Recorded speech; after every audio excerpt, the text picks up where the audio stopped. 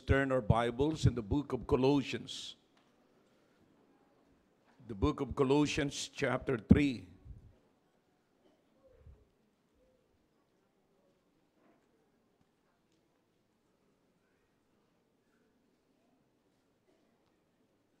All right, Colossians chapter 3. We will begin reading from verse number 13.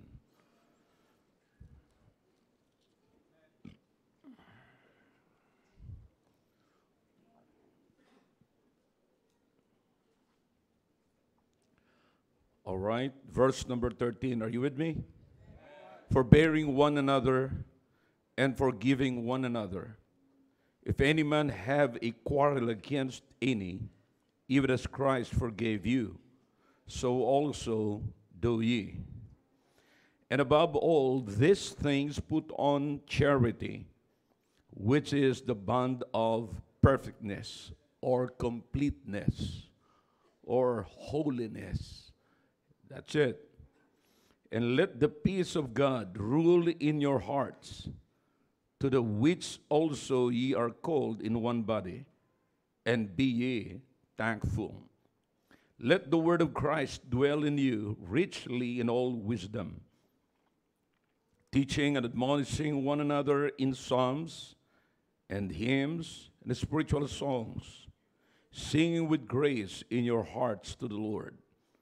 And whatsoever ye do in word or deed, do all in the name of the Lord Jesus Christ, giving thanks to God and the Father by him. Wives, submit yourselves unto your own husbands, as it is fit in the Lord. Husbands, love your wives, and be not bitter against them. Children, obey your parents in all things, for this is well-pleasing unto the Lord. Fathers, provoke not your children to anger, lest they be discouraged. Okay? Ngayon, pag-uusapan po natin ang fixing, we'll talk about fixing our family fault lines. And we'll get something from this message tonight. Let's bow our heads, please. Dakilang Diyos, salamat po sa mga talata na binasa po namin. Yeah, we understand that we need to fix, and there must be something within our family that we need to fix. At kung meron man po, Panginoon, dito sa aming kalagitnaan, na hindi po nila kailangan, wala po silang dapat i-fix, Panginoon, at least this message will serve as a warning for them para wala na po silang dapat ayusin pa, Panginoon. Pagpalain niyo po, Panginoon, ang mensaheng ito. Please, use me once again. In Jesus' name, Amen. All right, thank you. You may be seated in the presence of our God. Okay? Now, you will notice, mga kapatid, is everybody ready? Now, this is the letter of the Apostle Paul to the church at Colossae. Okay? Church po ang sinusulatan dito, mga kapatid. But we must understand. Is everybody ready? All right, quit moving now and quit talking now, and everybody pay attention. Okay? Now, so you'll notice again that this letter is the letter of the Apostle Paul to the church at Colossae. And you'll notice that ang letter is addressed to the church, but later on, sa bandang huli ng letter, you will notice the personal address of the Apostle Paul to the wives, to the children, and to the husbands, to the children and fathers. See that? Why is that? Because the church is composed of family. Diba? Hindi natin po yan may ipapagkailan, mga kapatid. Ng church ay binubuo ng mga pamilya. We have in this church, we have wives, we have husbands, we have fathers, and we have children too. Diba? So, kinikerry po natin yan. That's why our church is a family-centered church. No? Naka-focus tayo sa family sapagkat alam po natin na ang bawat isa sa atin ay miyembro ng family. Okay? Now, anong makikita po natin dito sa atin pong binasa, mga kapatid? This is an advice. This is an advice of the Apostle Paul to the family, how the family will behave as a part of the body of Christ.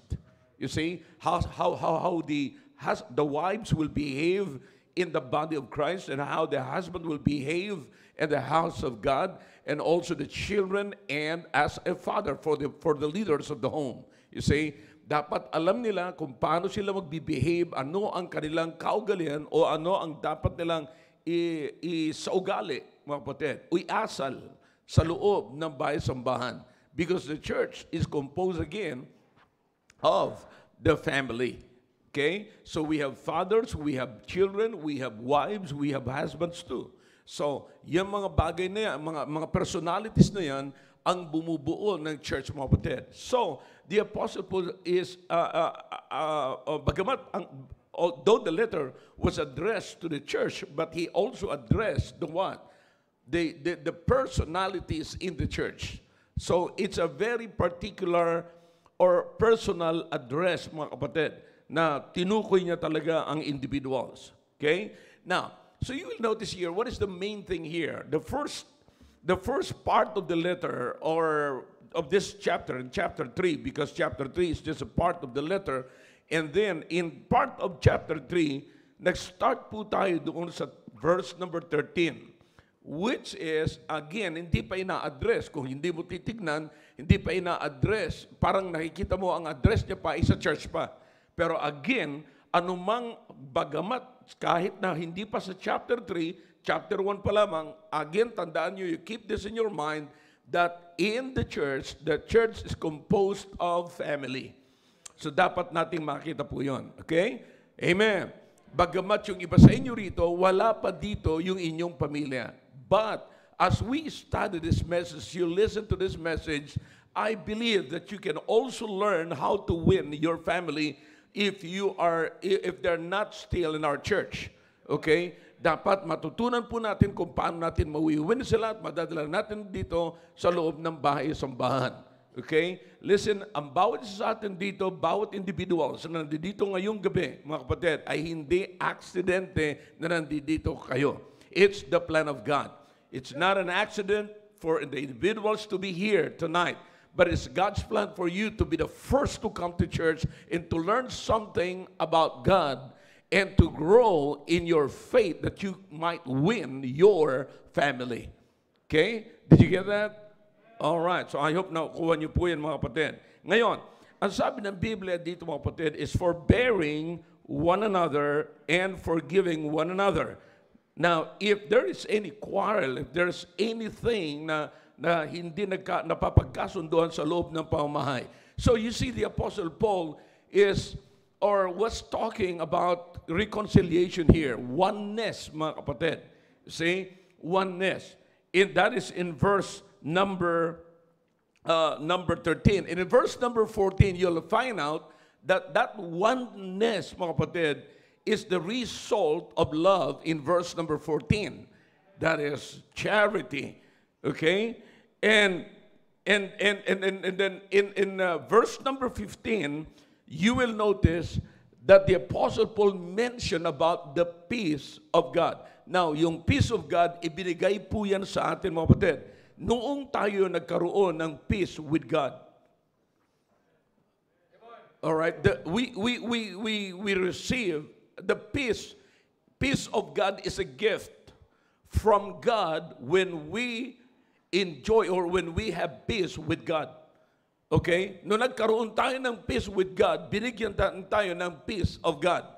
Okay? And that peace of God, mga kapatid, is the basis ng lahat ng gagawin natin sa mga pagkakataon na hindi po natin nauunawaan. Okay? Now, saan naman po yung nakakabit, mga kapatid? I like the arrangement dito, mga kapatid. Yung order dito, I like it. Look in verse number 16. Let the word of Christ dwell in you richly in all wisdom. You see, in all wisdom. Now, everybody, nauunawaan po natin na ang wisdom is it's coming from knowledge. Okay? Yung kaalaman po natin sa salita ng Diyos. Okay? At yun ang nagbibigay sa atin. Pag ginamit po natin yan, yan ang nagdi-deal ng ating love, yan ang nagdi-deal ng ating to forbear one another. Okay? And to forgive one another. Yan po yun. Yan ang ginagamit natin, yung wisdom na yun. Are you following me? Ngayon, kaya ang sabi ngayon ni Paul, ang sabi niya, let the word of God or let the word of Christ dwell in you richly in all wisdom. Okay? In all wisdom. Alin po yun? Word of God. So, the issue here, kapatid, the main thing here is the Word of God. Kasi walang forbearing one another kung walang Word of God. And it's not just the Word of God. The Bible is telling us to be, the Apostle Paul is encouraging us to be rich in all wisdom. Rich in the Word of God. Dapat sagana po tayo ng salita ng Diyos. You see, yung ating kaalaman, anumang wisdom meron tayo rito, dapat lahat po yan ay binubuo ng salita ng Diyos. Nababalot po yan ng salita ng Diyos. You see, may mga wisdom po tayo nang galing sa labas, nang galing sa eskwelahan, nang galing sa experience po natin, but there's nothing wrong about it. Only that wisdom is controlled by the Word of God. You see, dapat kapatid, sagana tayo sa salita ng Diyos. You see, so which is the main problem ng bawat Kristiyano? Very poor tayo pagdating sa salita ng Diyos. You see, parang natahimik kayo doon. Yun ho ang problema natin. Bihira natin buksan ang salita ng Diyos sapat ni hindi natin alam kung saan tayo magsisimula. Alright? Kaya ngayong gabi, yan po ang gusto kong ibigay sa inyo kung paano tayo magiging mayaman sa salita ng Diyos. Listen, tignan nyo mabuti mga kapatid. Tignan nyo yung order, okay? Para makita nyo yung kahalagaan ng salita ng Diyos because you will never see the importance of the Word of God here to be rich in the Word of God. Okay? Hindi nyo makikita ito, ang kahalagahan na pagyamanin ng salita ng Diyos not until you see the order. Okay? Now, look in verse number 17. And whatsoever you do in word or deed, do all in the name of the Lord Jesus. Okay? Giving thanks to God and the Father by Him. Now, whatsoever ye do, in word or in deed. Ibig sabihin, sa pananalita mo at sa ginagawa mo, you've got to involve or it must be a result or the result of being rich in the Word of God. Diba? Kaya nga po, mga kapatid, pag nagsasalita ka, makikita mo yung salita ng Diyos dyan. Pagka may ginagawa ka, makikita mo yung salita ng Diyos, na yan ay bunga ng salita ng Diyos. Are you following me? So you see, napakahalaga nung verse number 16. Okay? Na kinakailangan pagyamanin po natin. And do all in the name of the Lord Jesus Christ. Look at verse number 18. Look at the order, okay? Ano man ang iyong gawin, it must be a result or the result, okay, ng pag pinagyaman natin na salita ng Diyos sa buhay natin. Alright? Verse number 18, wives, submit yourselves unto your own husband as it is fit in the kingdom or in the Lord. Alright? Again, sana naman nakabata ito mga kapatid. Ito'y bunga rin ng kasaganaan ng salita ng Diyos. You see, ang pagpapasakop mga kapatid ng mga asawang babae ay bunga ng salita ng Diyos at hindi bunga ng pera. Amen. Hindi bunga ng kung anumang goodness ng husband mo. You see that? So, nakikita nyo kung gaano kahalaga. Kinakailangan makita natin yung ano yung nagmo-motivate sa iyo, ano yung nagpo-push sa iyo na magawa mo isang bagay na ito. Remember, whatsoever you do in word and in deed. Alright? Now, binaybay ni Paul dito, for example, the wives. Yung wives sa pagpapasakop, dapat bunga yan ng kasaganaan ng salita ng Diyos.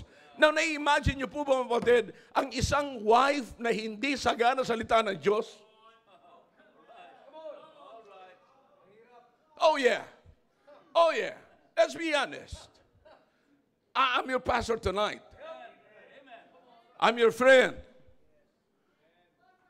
See? Na-imagine nyo kung ano ang mangyayari sa isang wife na puspos ng kanyang pride. Paano siya magsasubmit sa kanyang husband? Anong klaseng submission meron tayo kung tayo ay puno at puspos at tayo pinagyaman natin sa salita ng Diyos sa atin? You see, submission here is just the result of being rich in the Word of God. You see, you don't need to pray for it. You see, ang issue lamang dito, kapatid, ay kasaganaan ng salita ng Diyos. Yan lamang ang issue. Ha? Kung sagana tayo sa salita ng Diyos, sagana tayo sa pagsunod. Wives, kung sagana tayo sa salita ng Diyos, sagana tayo sa pag-submit. If you are rich in the Word of God, then submission is not a problem. It's not an issue. All right? What else? Look at this. Husbands, love your wives. And be not bitter. I guess you see the contrast here.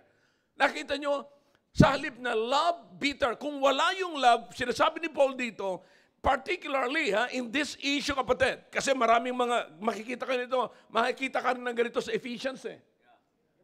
I hope you're familiar with that.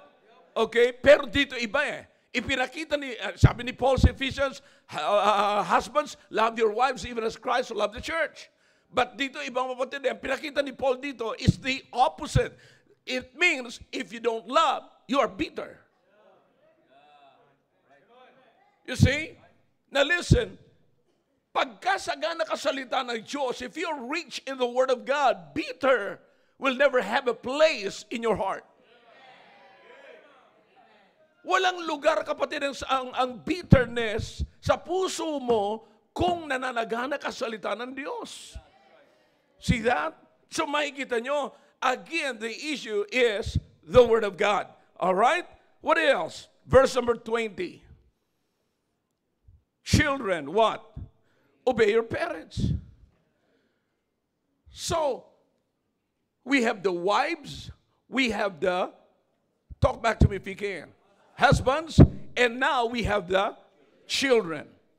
Now, ang sinasabi ni Paul, dapat ang mga bata rin, yung mga anak din, ay isagana ng salita ng Diyos. Sapagkat, kapatid, ang mga bata na sagana ng salita ng Diyos ay wala nang dapat iutos pa o ano pa. Sila'y magsasubmit, sila'y magiging masunurin sa kanilang mga anak at sa kanilang mga magulang. Obedience is not a problem if the children are rich in the Word of God. See, kaya may problema tayo sa disobedience sapagkat hindi nananagana ang salita ng Diyos eh. Sagana sila sa cellphone. You see, do you understand that if you're not careful about your iPhone, it will become your idol? Because it will take the place of God. Ano man napapanood nyo dyan? Kakainin lahat yan, ang oras nyo para sa Panginoon. See that, hindi nyo namamalayan yan, mga kapatid. Mas marami na kayong time sa inyong iPhone kaysa Diyos. Kaya it will become your idol. Alright. Now, so you see, anong kailangan dito, mga kapatid? Sabi na Bible, children, obey your parents in all things. In all things. But how will you obey? Obedience will always be the problem if the Word of God is the number one problem. Now notice here, again, 21. Fathers, provoke not your children to anger, lest they be discourage. Provoke. There's always provocation. Katulad sinasabi ko po sa inyo kanina, sa halip na turuan yung mga anak, hindi na eh. Iniinsulto na ng mga tatay yung kanilang mga anak. See that? Simba ka ng simba, wala namang, tamad ka pa rin. You know, anong kakulangan? Kasi wala nang masabi yung tatay eh. Wala nang masabing salita ng Diyos. Kaya ang nangyayari mga kapatid, nakikita nyo, may problema. So, in other words, kapatid, pinakita ko sa inyo lahat yan, na mahalaga yung salita ng Diyos, na at makikita nyo kapag ka absent yung salita ng Diyos. If the Word of God is not running or nananagana sa atin pong, nananagana sa ating pamilya, kapatid, negative ang mananagana. Hindi ho positive. Okay? Alright. So, anong dapat natin gawin ngayon? Now, this is very important, kapatid, to hold a family devotion in your family. Okay? Pero ang problema, alam ko yung iba sa inyo, sino sa inyo ang mayroong family devotion na rito ngayon? Let's be honest. I mean, nagkakaroon kayo, nag-uusap-usap kayo, ang pamilya ninyo, sama-sama kayo, nag-uusap. Kung wala naman na yung iba nyo mga anak, at least kayo mga nandiyan sa bahay ninyo, ay nag-uusap-usap kayo tungkol sa salita ng Diyos. Raise your hands, please. Alright, huwag nyo ayoko nang pataasin kasi maraming mahihiya. Alright. You understand. Naunawaan ko yung situation nyo, mga kapatid. But listen, I'm here to tell you and I'm here to help you and let us make our family strong. And more stronger. Alright? Now, here's the thing. Ang problema, mga kapatid, yung iba sa atin, sabi niya, Pastor, nagdi-devotion man kami, pero bakit away-away pa rin kami? See that? Again, what's the problem? Word of God pa rin. The Word of God is not in control. The Apostle Paul is very, very strong in his statement here. What is the statement here? Tingnan niyo mabuti mga kapatid. Verse number 16. Let the word of Christ dwell. Dwell. Stay. Yung dwelling place, binabahayan yun mga kapatid. To dwell, tumira. Did you get the point? So hayaan nyo na ang salita ng Diyos mag-dwell sa inyo, tumira dyan, at pagyamanin. Mag-stay, and then pagyamanin, na hindi lamang po nag-stay, kundi pinagyayaman. Kapatid, hindi mo maitatago ang yaman. Kahit na magkunwari ka pang pulubi, alam mong mayaman ka. Hindi mo pwedeng itago yung yaman. You see? Rich in you, dwell in you richly. Di ba? So, paano natin ginagawa? Ang problema natin, mga kapatid, nag-uusap-usap tayo, nagkakaroon tayo ng devotion, pero hindi pinagyayaman ang salita ng Diyos. Now, let me ask you a question. Here it is. Ito natin pasisimulan. Alright? Ilang membro ng pamilya meron sa inyo? And then, ang tanong, di ba, it's clear in this text, mga kapatid, na sabi niya, inisa-isa. Hindi niya lamang, tandaan po natin, kaya kung nakikita niyo, mga kapatid, detail ang pagbibigay ko sa inyo ng mensahe. Sulat ni Paul sa church at, where? Colossae. Alright? But, minention niya yung mga tao na nandoon sa church. Pinersonal niya. Sino yon? Wives, husbands, children, fathers. Alright? Bakit? Yun yung mga characters, mga tao, personalities sa loob ng simbahan. Okay? So, which is very realistic saan mang pong simbahan. Lalong-lalo na dito po sa atin. Alright? Clear? Don't miss this. Okay. Ngayon, ito ang tanong. Ilang miyembro sa inyong pamilya ang iisa lamang ang kinakain ninyo? I'm talking about the Word of God. Because, listen now, here's the thing, okay? Now, para maging katanggap-tanggap sa inyo yung spiritual na bagay, dalhin ko kayo sa physical muna. Napapansin niyo po ba na kapag iisa lang ang kinakain natin, anumang sakit natin, parehas na. Kapag, sabi natin, alam mo, lahi tayo ng diabetic. Kaya may mga diabetes tayo. Pero ang totoo niyan kasi, parehas kayo kumakain ng matamis. You see? So kaya lahat kayo nagkaroon ng diabetes. You see, nagsalin-salin lamang. Pero ang totoo nun, galing yun sa kinakain niyo bilang isang pamilya. So iisa ang result. Nakuha niyo? Now, same thing sa salita ng Diyos, mga kapatid. Kung iisa lamang ang kinakain natin at kung ano yung sumasaga ng pagkain na spiritual sa atin, yun din ang sasaga ng kaugalian natin at katangian natin.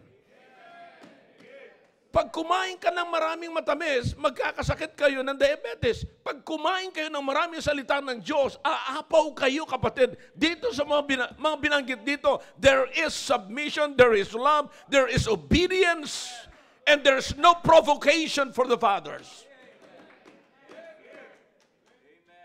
Okay?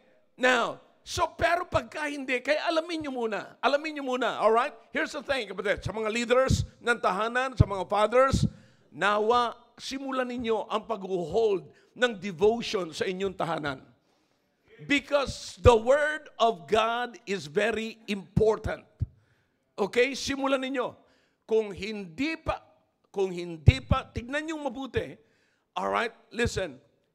Nakita ninyo, ako kinakailangan bilang tatay, bilang husband, kinakailangan kong kumain ng salita ng Diyos. As a husband and as a father, I need the Word of God. Okay? Now, yung wife ko, she needs the Word of God. Alright? Yung mga anak ko, they need the Word of God. Okay? So lahat kami nangangailangan ng salita ng Diyos. But honestly, i-check nyo muna, mga kapatid. Gaano karami ang kinakain ko ng salita ng Diyos? Tinitake ko ang salita ng Diyos. Okay? At gaano ang naididistribute ko sa aking pamilya? Kami ba'y sama-sama ba kaming nananagana ng salita ng Diyos? Answer this honestly. Now, if not, mag-isip kayo, paano ko gagawin ito? Huwag kayong magalala kung paano. Tuturo ko ngayong gabi. Okay, number 1, find the best time. Find the best time to hold your family devotion. Listen, hindi po tayo magkapare-parehas. Hindi rin po tayo kaparehas ni David. Now listen, sapagkat hindi mo ginawa, huwag ka mag-alala na sapagkat hindi mo ginawa, yung ginawa ni David ay hindi na effective yung ginagawa mo. Iba si David sa kapanahunan at hindi naman kasalanan mo ang naging kasalanan ni David. So magkaiba kayo. Alright? Kasi yung iba, pipiliin talaga yung madaling araw. So tignan nyo ng mabuti, mga kapatid. Pag kumain kayo ng madaling araw, physically speaking, kapatid, hindi mo ako mapakain ng gulay ng madaling araw. You see, now hindi po ako yung maagang-maaga kakain ng kanin. Naku, talagang hindi po ako ganun kumain. So in other words, magkakaiba po tayo. Now listen to me now. Find the best time. Okay? Kaya ko sinasabi ito, mga kapatid. Sapagkat ang akala natin, mapag-usapan lang ang salita ng Diyos, pagpapalain na tayo ng Panginoon. No, the point is, nananagana ba ito sa buhay natin? Dwell. Again, by the way, if you have a marker, mark the word dwell. Okay, in your Bible, markahan nyo. Kasi yan ang emphasis dyan, mga kapatid. Dapat marinig natin. Pag binasa mo ito, hindi, ito yung sinasabi ni Pastor, hindi lang basta pagyamanin, kundi nagdidwell. Hindi ba napakaganda? Tumira na, pero yumaman pa. Pinagyaman pa. So, nandyan yan, kapatid. Wag nyong gayahin, inuulit ko po. Kung meron man dito gumagawa sa inyo ng madaling araw, well, hindi ko sinasabing kasalanan yan. Pero i-size up ninyo. Tignan nyo ng mabuti. Baka mamaya, habang Bible study kayo, habang nagbabasa kayo ng Book of Proverbs, pamali-mali ang basa, kasi minsan yung kaliwang mata ang nakadilat, minsan nakapikit yung kanan. At maya-maya habang nagbabasa, tapos maya-maya sabi ng tatay, bastos ka, kita mo nang yan, sabi, nagbabasa tayo ng salita ng Diyos. Yun, nakapagmura na habang nagdi-devotion sila. Umiinit na ang ulo habang nagdi-devotion. Tapos ang mga words na binibitawan habang nagdi-devotion ay provocative. Now, do you understand? Please, aminin natin ng mabuti ito, mga kapatid. No wonder kung bakit hindi natin ma-fix ang family fault line natin, because in this issue pa lamang bagsak na tayo. We fail in this issue. Dito pa lang. Kapatid, hindi sapagkat binasa mo na dyan, okay na tayo, pagpapalain na tayo. Panginoon, pagpalain niyo po inyong salita. Ano ang nag-sink in? Ano yung naiwan na pinagyayaman natin? You see? Now, hindi ho ito ng pahaba ang basa, kundi ang point dito is, ano yung natitira na pinagyayaman?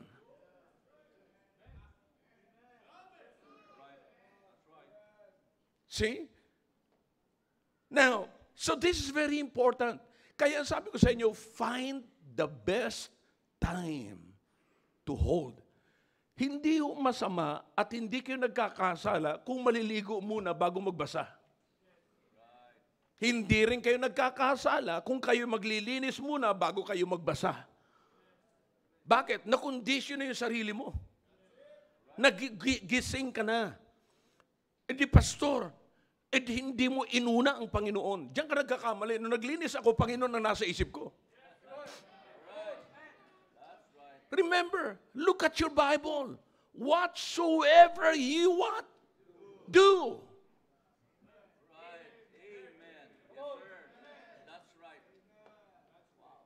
Akala natin, pag hindi natin nabuksan ang Bible, sa unang-unang pagkagising natin, dapat pagdilat, Bible. Ayun, inuna ko ang Panginoon. Pero wala namang naintindihan kasi antok-antok, hilo pa. I-fix mo muna ang sarili mo, i-condition mo. Makipag-meet ka sa Panginoon na maayos ang maayos ang condition mo. Kaysa nakikipag-meet ka sa Panginoon. Duel, Rutel, and mamaya, sapakin ka, anong klaseng pagbabasa?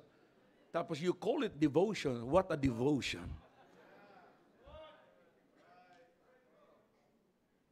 Diba? So find the best time. When is the best time for your family? Now, another consideration. Consider who is the member. As a father, or as a mother, o sino man nandyan. Of course, if you're a member of the family, kilala mo sila kung sino sila. Listen, hindi kayo magkapare-parehas ng maturity spiritually. Huwag mong aasahan na yung kasama mo ay kaparehas mo. Or huwag mong aasahan na yung wife mo o yung anak mo ay parehas kayo ng kaalaman. Okay? Now, start from the very beginning. Consider who they are. That's why the Bible says here, sa binasa po natin, in verse number 13, forbearing one another. They might have some issues, kapatid. Maybe they're weaker than you. They're not stronger than you. Diba? So dapat i-consider mo kung sino yung kasama mo sa bahay. Dapat kilala mo sila. Hindi mo pwede i-consider na lamang yun ang sabihin mo, pambirang tagal na natin nagbabasa, bobo ka pa rin, ay patay. Kaya tayo ginajablo sa pamilya natin, ikaw ang jablo.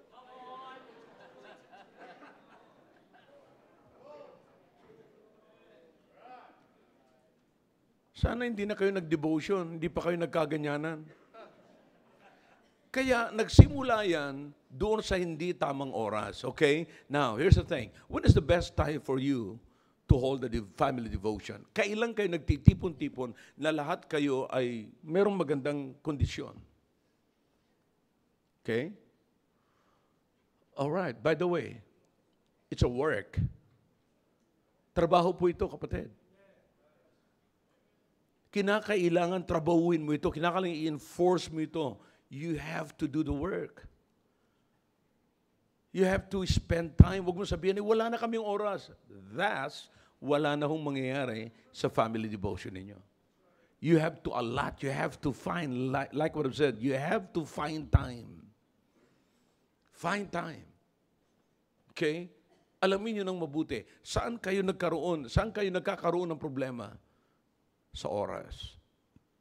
Now, maaaring pagdating sa gabi, anong oras kayo nagkakaipon-ipon na? Sabi sir, huling-huling dumadating sa amin, mga 8 o'clock, minsan, pagod na rin yung iba. You have to sacrifice. Habang hindi pa dumadating yung isa, matulog ka muna. Huwag kang manunood, huwag mong papagurin ang mata mo, magkakaroon tayo ng devotion. Bakit? Pagyayamanin natin ang bawat isa, ang salita ng Diyos sa bawat isa sa atin. That's the main thing. Listen, kung seryoso po tayo to deal with our problems, if you are serious about dealing our problems, our family fault lines, then you have to sacrifice your time. Sacrifice your time. You see? Kaya walang nangyayari mga kapatid kasi nandito na eh. Tingnan niyo sabi ni, this is very possible mga kapatid. In verse number 21, fathers, provoke not your children to anger. You see? At huwag mong papaltan yung love para sa iyong wife ng bitterness. It's possible kapatid. Pwede mangyari yun. You see? Bakit? Ang napapagyaman natin, mga kapatid, yung mga pagkakamali, yung mga pagkukulang ng bawat membro ng pamilya natin at hindi yung salita ng Diyos. Saan tayo nakafocus? Sa kakulangan ng anak. Nakikitaan natin yung anak na parang hindi interesado sa salita ng Diyos. Ba? Hindi interesado sa salita ng Diyos. But let me tell you something, children. Kayong mga nandito, mga anak. Remember what the Bible says here. Obey your parents in all things. For this is well-pleasing unto the Lord. You see that? Now, in other words, ang mga bata, you must have the desire to obey your parents. Now, kung meron kayong nararamdaman na parang ayaw nyo mag-obey, parang napakahirap mag-obey, then, alam mo na kung anong kulang mo. What? Come on. Word of God. That is what you need. Now, nagbabasa naman ako, Pastor, bakit nagdi-devotion ba? Well, hindi nagdi-dwell.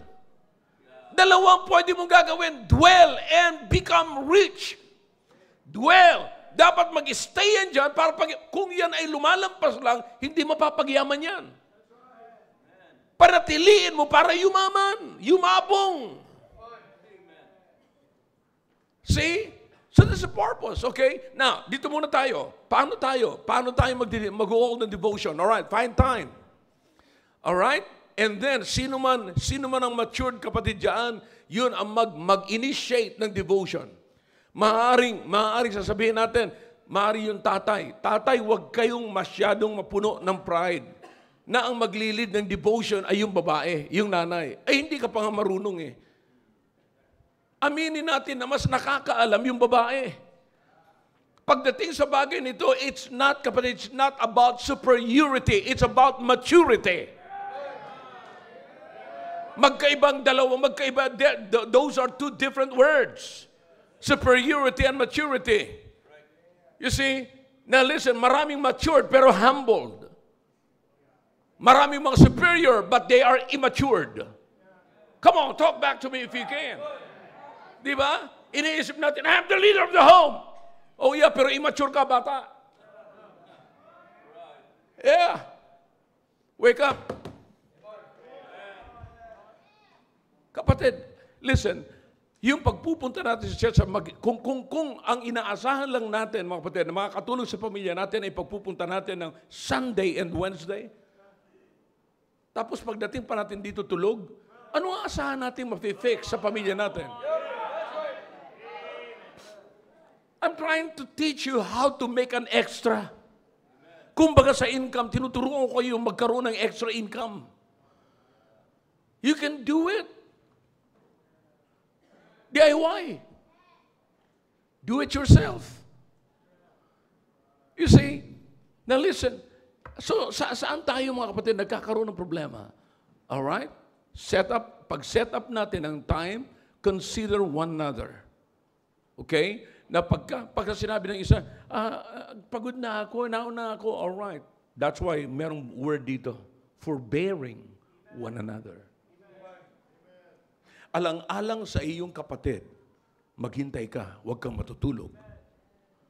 Ako, pagod din ako bilang isang tatay, pero alang-alang sa inyo, magpapahinga lang ako, magnanap ako, magkakape ako, ano man gagawin ko, alright, para magkaroon tayo ng maayos na pamilya at sumagana tayo sa salita ng Diyos. See that? Imagine, kapatid, kung anong mawawala at anong magkakaroon kayo ng, mapupunta sa inyo. Pagka ang salita ng Diyos sumagana, there is submission.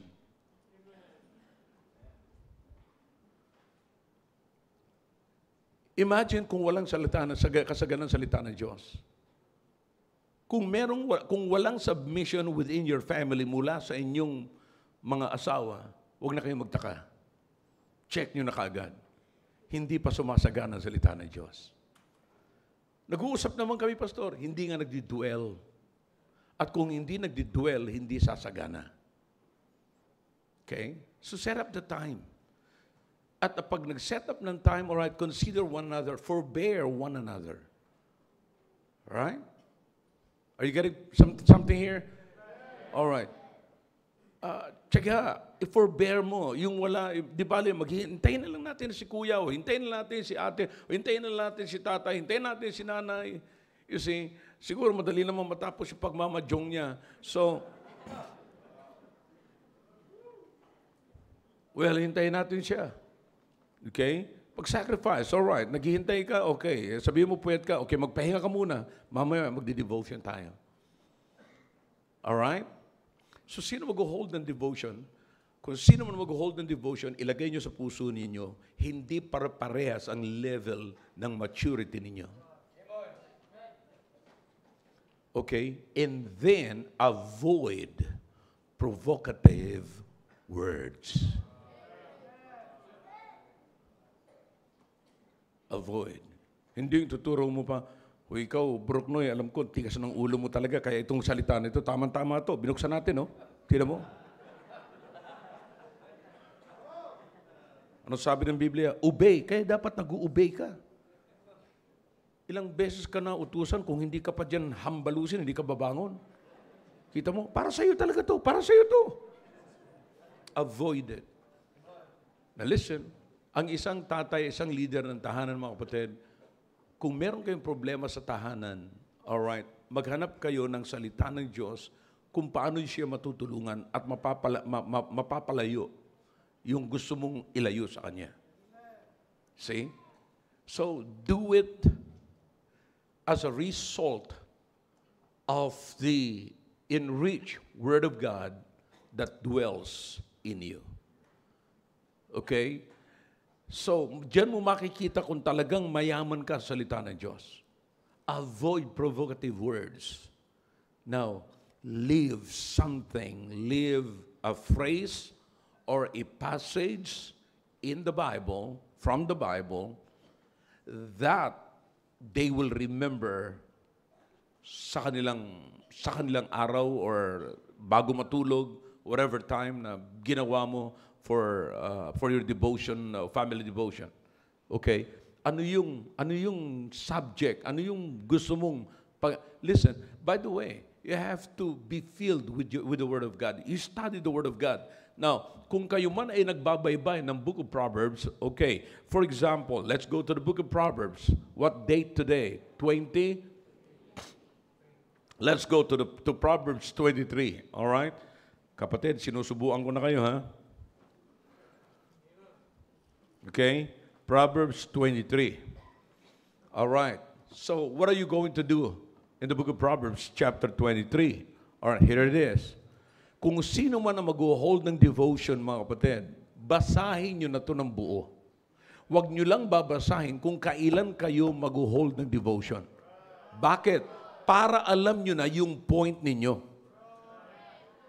Alin dito ang gusto nyong i-emphasize, mga kapatid? For example, binasa nyo ito ngayon. Alright? And then maya-maya, may nakita kayo na kailangan sa inyong mga anak. Okay? Sino ngayon at ano ang gagawin natin? Anong gusto mong mangyari sa araw na ito para sa iyong anak? Ano ang gusto mong mangyari sa mga kasama mo sa loob ng bahay? At ano naman ang gusto mong mangyari para sa iyong sarili? Listen now. When you're holding a devotion, remember, you are not a pastor preaching to the congregation. You see, you're also getting something from the Word of God for you. So all of you, pare-parehas kayong kumakain, mga kapatid. Alin dito ang para sa akin? So wag mong pipiliin lamang dito, mga kapatid, yung para lamang sa gusto mong patamaan. In other words, you are weaponizing the Bible, weaponizing the passage. Ginagamit mo yung salita ng Diyos para lamang patamaan yung anak mo, patamaan yung misis mo, patamaan yung husband mo. No. It should not be that way. You will never be blessed at walang matitira. Kaya yung iba, nakita niyo mga kapatid, yayain mo ang mga anak mo sa devotion, parang kinakabahan na. Bakit? Tatamaan naman sila uli. Tatamaan naman sila uli. Bakit? Ako naman bibirahin dyan ni Papa. Maya-maya, nagdi-devotion kayo. Yung asawa mo, kaliwat kanan ng ngiwi.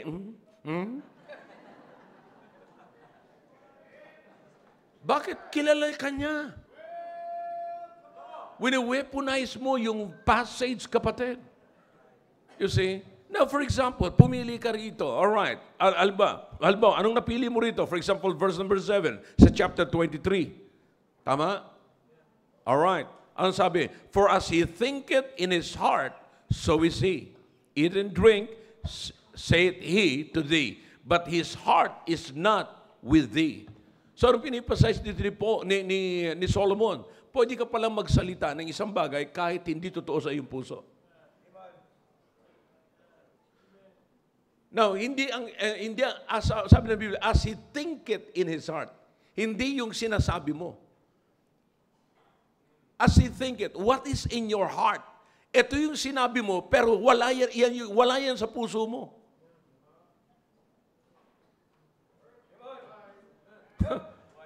Alam niyo, marami tayong maling interpretation eh.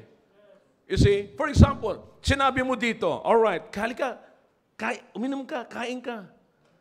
Tapos maya, nung uminom nga, kumain pa.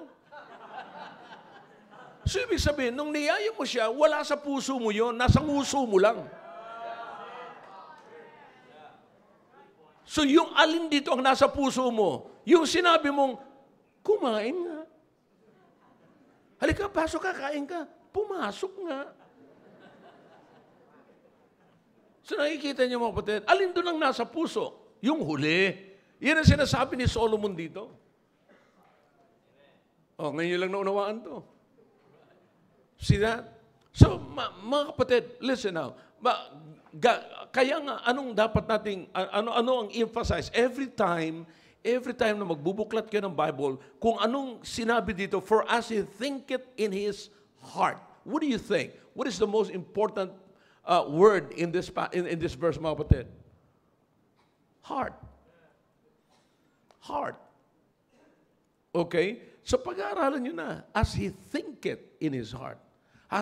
Kung ano yung nakalagay, inilagay niya sa kanyang puso, yun ang lalabas sa kanya. You see? But, listen now, maging maingat tayo, mga kapatid, tungkol sa bagay na. But listen, here's the thing. Kaya ko pinili ito kasi pwede ito sa akin, pwede sa asawa ko, pwede sa anak ko. So ingatan natin ang ating mga puso kasi si Solomon sinasabi rin, mula sa ating puso, lumalabas ang lahat ng issues ng buhay. See that? So, ano yung mga issues ng buhay? Submission. Balik na naman sa wife. Ano yung issues ng buhay? love.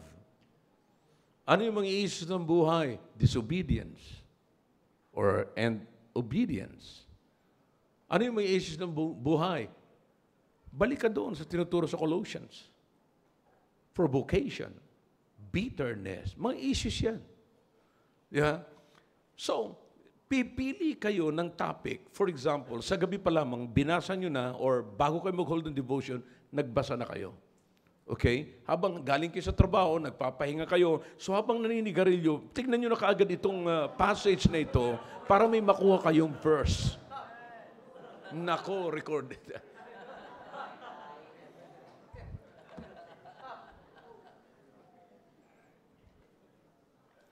So, you understand? Choose a passage, choose a verse, na yan na yung aalamin niyo, na yun yung pag-uusapan niyo, na yun yung i-emphasize mo. Okay? Now listen to me now. Here's the thing. Okay? Bawat membro ng pamilya ay dapat maging aware kayo what's going on in the family. You should avoid the negative things that runs in the family. You should avoid that. Yung mga negative na yan, negativity, lahat ng pwedeng sumira sa pamilya, avoid it. Ngayon, anong dadali mo ngayon? Ang i-emphasize mo ngayon, yung ikabubuti ng pamilya. Ngayon, yung sasabihin mo ba na nandiyan sa isip mo ngayon, ikabubuti ba ng pamilya? Hindi. Kaya ang ending, mga kapatid, ng family devotion ninyo, magkikwentuhan na yung magkapatid. Kita mo, sabi ko, ikaw pinatamaan ni Papa eh. Sasabihin naman ng nanay nila, magsitigil kayo. Ako nga, binira rin eh. Alam mo naman yan si Papa mo, siya na lang ang banal. Anong meron na ngayon sa loob ng pamilya? Quarrel.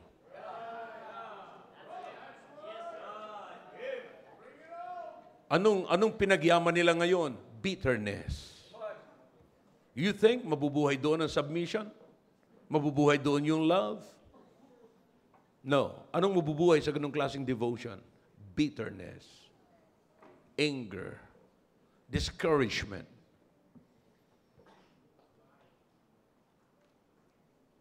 Dahil sa improper conduct ng family devotion. Now listen to me now. What is important is this. Okay? Dudugtungan ko lamang po ito sa mga susunod. What is important is this. Ang thought na nasa atin is this. Kinakailangan pagyamanin ang salita ng Diyos sa bahay. Okay? Now listen to me now. Last part of this message. Make it simple. Okay? Now listen. Listen, everybody, wake up.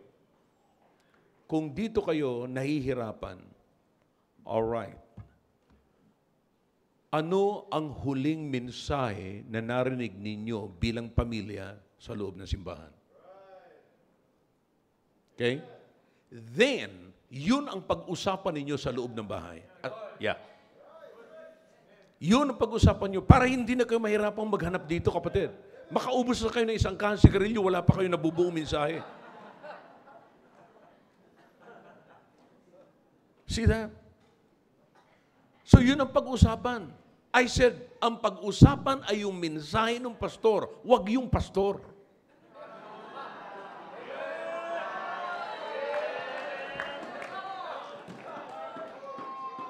Sabi na yung mensahe, pinag-usapan yung pastor. Now, you got to be careful with that. I can tell you, mga kapatid,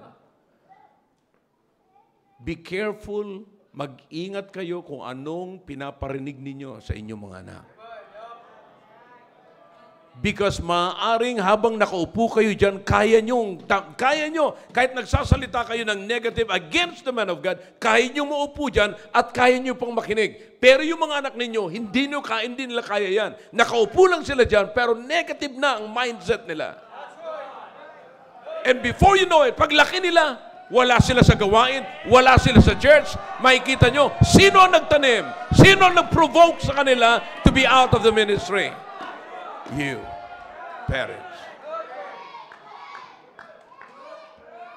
Oh yeah, kaya natin habang nakaupo kayo dyan. Kaya mo yan. Kaya mong magkunwari sa upuan, pero alalahanin mo may anak ka, na yung itinanim mo sa bahay mo, hindi niya kayang dalhin sa loob ng simbahan. And time will come that they cannot bear it anymore. Even the church, they are just playing church. Nagpapacheck na lamang sila ng attendance sa loob ng simbahan. Brethren, what we need is the Word of God. Again, kung nahihirapan kayo magbaybay, alright, ano yung pinakanghuli? Ang tawag ninyo doon is, ano yung reflection? Pero hindi ko po ginagamit yan. Okay? Ano yung nakabless? Mas maganda doon. Kasi pag ano yung reflection, makikita mo, nagbibigay naman ng another topic. So gumagawa kayo ng mensahe, sa mensaheng narinig ninyo. No. Ano yung nag-bless sa'yo? Ano yung parang bumangga sa'yo? Nagbigay ng impact sa buhay mo. See? Alin doon? Eto yun. Okay? Then how about you? See? So it's time to change. It's time, mga kapatid, na bigyan natin ng pagbabago yung attitude natin sa loob ng tahanan. Sabi ko nga sa inyo, mga kapatid, here it is. Mas madaling ipakita, isipin mo, na you already have it. You see, tandaan nyo, meron tayong tinatawag na imputed righteousness. All you have to do is to show it. It's in you na. Just show it. You see, kaysa naman pipiliin mo pa yung negative, tatrabahuin mo pa. Kasi hindi negative ang narinig mo eh. Maganda yung narinig mo, tapos hindi maganda yung ipapakita mo, mas mahirap yun. Para kang lalaki na ipapakita mo kababaihan. Kung lalaki ka, ipakita mo yung pagkalalaki mo, huwag mo ipakita yung pagkababae. Wala kang ganun eh.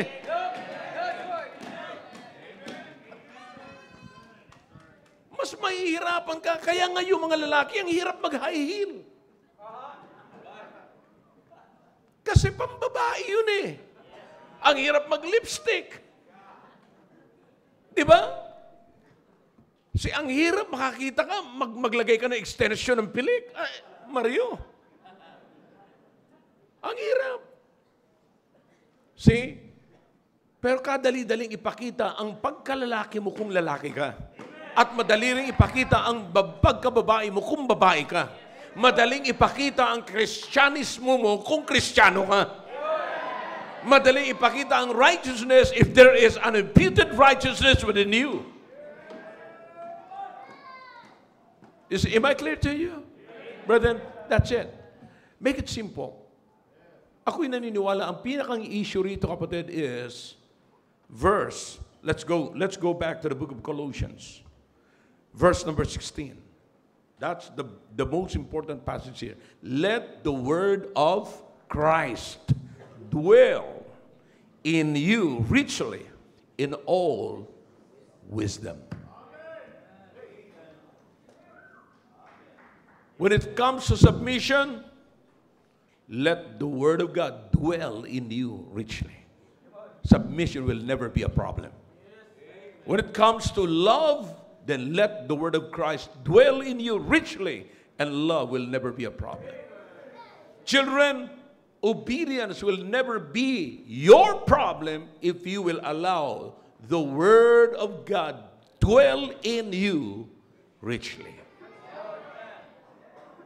Fathers, you will never come to a point of provocation or provoking your children to anger if the word of God is dwelling in you richly. See the problem? Yan lamang ho, mga kapatid. Kaya anong dapat gawin? Alright, pasaganain natin salita ng Diyos. Katulad na narinig natin ngayon, pag-usapan natin ito sa bahay. Let's talk.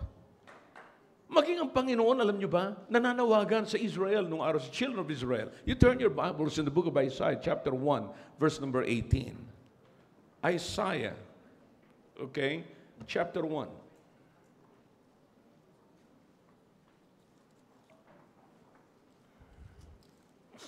Look at verse number 18. It's in the screen now. Come now. And what? Let us reason together. Saith the Lord. Though your sins be as what? Scarlet. They shall be as what?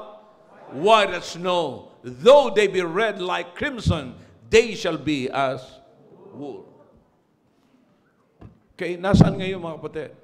Alam nyo, listen to me now. Here it is. Ang Panginoon na nanawagan to reason together. Here's the most important part of this message, mga kapatid. Makinig, everybody heads up. Okay?